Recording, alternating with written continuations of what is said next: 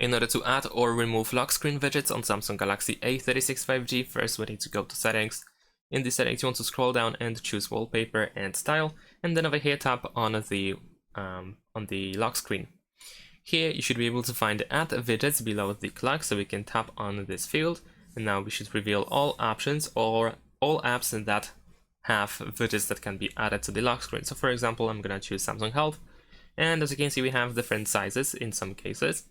So essentially you can use 4 spaces in these widgets. So for example, if I have 1 by 1, that's 1 space. If I have 2 by 1, then this widget takes 2 spaces. So like I said, we have 4 spaces in total, so we can add them like this. So I can have, for example, 2 by 1 widgets. Of course, I can remove a widget by tapping on the minus button that we have in the top right corner of the widget. And we can assign additional 1 by 1 widgets if you want to.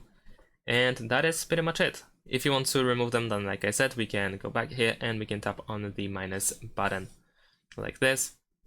And that's all. If you want to save changes, then press down in the top right corner. Thanks for watching, leave a like and subscribe to my channel, and see you in my next videos. Bye!